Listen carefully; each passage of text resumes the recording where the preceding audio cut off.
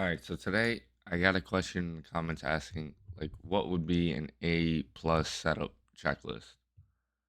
All right, so to me, I'm just gonna draw out the structure and why this would be like an A plus setup checklist.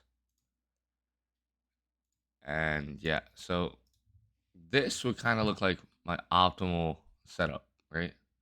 Because first off, it literally looks like a market maker clearly due to the sell side of the curve and this buy side of the curve here.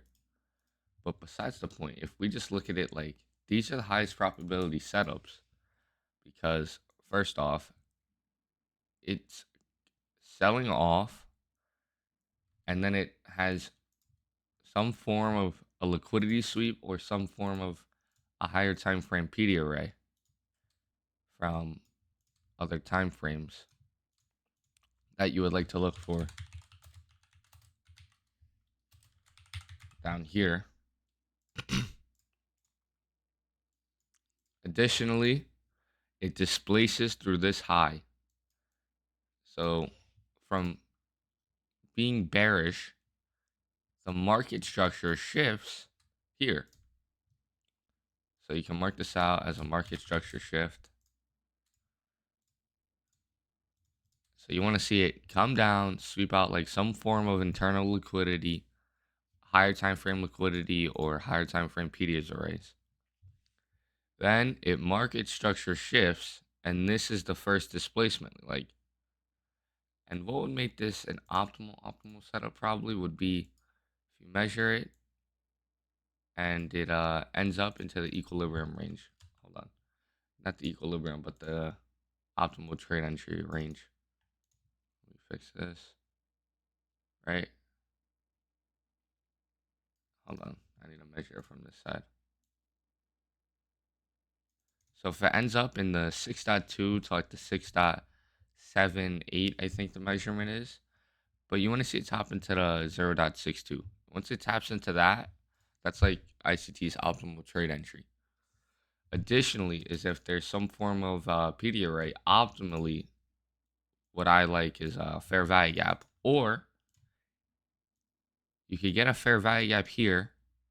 When it reverses down right here, you can look for even higher confluence. It taps into this higher time frame, or not even higher time frame, just taps into this PD array, and then you could look on the same leg, you could look for an inversion. So once it taps into this and inverses one of these, you could take a long. Also, for this to be high probability is that there needs to be forms of low resistance liquidity. If it's these highs, if highs are already swept like this, it's not really not as high confluence at all. So you want to find low resistance liquidity to target. And that's to me the highest probability setup. So first thing you have is for your A plus setup checklist, the first thing you have is low resistance liquidity.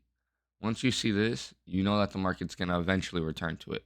So that's the first thing. Next is your higher time frame bias. So like I said over here on this PD array, or this could be any form of if it's like let's say a 4 hour low or something. What I'm trying to say is that if there's a higher time frame bias that's in confluence with this move upwards, that makes the setup even better. Next is a displacement above an old high. So right here, this would be an old high. It if it's like barely displaced, this could just be an internal liquidity sweep and fall lower. But if it displaces prominently with the bodies closing above this high, that makes it a way better setup. So you want this to displace above these old, at least above this high. So at least you could see a market structure shift. It's not making higher lows. Sorry, I mean lower lows, not higher lows, lower lows. And the next thing is OTE, which is optimal trade entry, or some form of PD arrays that you want to use to catch the move. Like I said over here, a fair value gap over here would be nice to catch.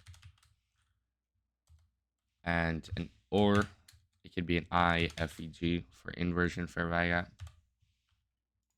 Would be honestly, I like using IFEGs better just because I find them to work out better for me.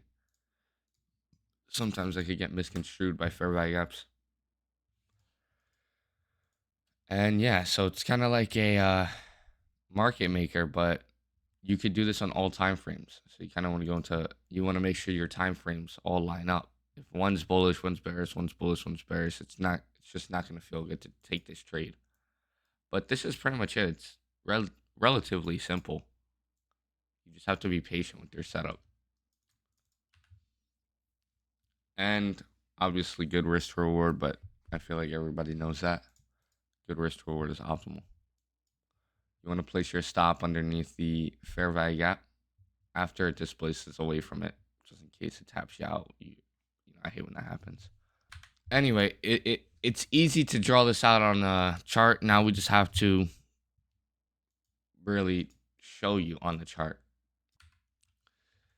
So that was my A+ setup. This, I'm going to explain how to walk through this because this was Friday and it was extremely chop. It was very just choppy. But what's good about these is that, first off, you have this sell-off move.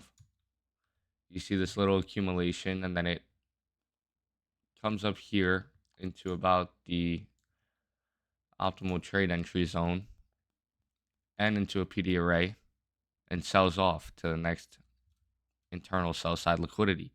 And now you're probably asking, why aren't you using higher time frame biases? Well, this just blew past all-time highs. So there really is no higher time frame liquidity. Like if we go into the 4-hour, there's nothing to really play off of up here. We have this huge imbalance from FOMC meeting. So really everything, the market's just generating kind of, as you can see now, it's in a generating liquidity zone here where these highs are all just lower than each other. And it's just having this little consolidation playing very slow. But as you can see, the higher time frames we have some market structure shift here. We have a higher time frame fair value gap. So it comes in, sells off down to this internal low. Now, I wouldn't have taken this trade. Well, I would have if I caught it, but I didn't catch this one. But I wouldn't have taken this trade just because there was Powell speaking. Everything's fine with this trade in general. You can really look for, if you want to learn how to go about taking lower time frame trades. So you have the higher time frame 1 hour fair value gap. You have the liquidity zones marked out. Now you're all chopped up. So you got to go into the 1 minute to find a better entry. So there's an internal sweep here. It never sweeps again here. So really you could either find an entry off of this fair value gap right here, which I don't really like personally. But the reason this trade is kind of not too great is because there's no inversion. I don't really like taking them off of regular fair value gaps because look at this. It's ran through up to that 1 minute and then you get stopped out, or depending on where you have your stop loss. So the trade I would have taken is this one right down here. When this internal sell side has been swept, you could see that the market left low resistance liquidity all throughout here. All of this is low resistance. So I would have waited for this equal lows to get swept because I'll never take a trade if there's equal lows that were left. Never. That's just one thing I have in my strategy that I've implemented is to never take a trade because this trade setup's fine. I mean, it went well. It traded up to these equal highs and then fell off on the lower time frame. But this just isn't as good as a trade as you could have made it. As you can see, everything works out. You could have got tapped in literally right here and ran it up to these equal highs. The reason this trade was short-lived was because these equal lows. The market doesn't like leaving equal lows. So this would have been the optimal trade. You have an inversion over here, or you look for the highest time frame singular one, which is here. So you have this one right here. You have the liquidity sweep. You see it displays through a PD array that was supporting a bearish bias. Now, if it was bearish, if the market wanted to be bearish, it would have displaced through this low, number one, and number two, respected or validated this fair value gap. Now, it didn't do either one. It just swept this and displaced above this fair value gap. That's how I read it. And then it left tons of low resistance liquidity, which would be these two highs because they never swept each other. And these, literally all of this whole run up. So this could have all been TPs right here. These two highs as well. And your risk would have looked something either like this, depending, because you have to wait for the close above. I wouldn't have put it down here. The reason is because it already displaced higher. So I would have put my stop at this candle's low and then reach for those highs. And that's still a 1 to 2.5, which is a good trade.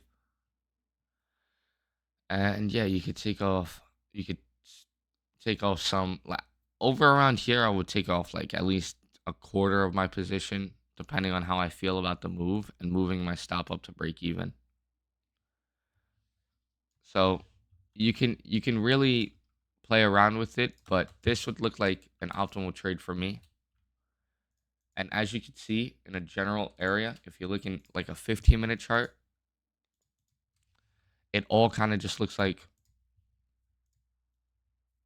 what I wrote, which is you have this sell side of the curve into an internal liquidity sweep, and then you go into a lower time frame. And so even though when it was on the lower time frame, it didn't look like exactly what I drew before, but now the picture is there, right? Where it sweeps it out, and then it comes back up to this buy side of the curve into the low resistance liquidity it left, of course. So, I mean, you could have definitely waited for a market structure shift and all of that, but that's it. You get some on a lower time frame. You don't on the higher time frame. It's a daily move. It's gonna take too long to get 15 minutes market structure shift. You're gonna be missing the move anyway. So that's what an A plus setup looks like for me. If you guys have any questions in the comments, just let me know. I'll definitely answer them for sure. Anyway, have a good day. Good luck trading.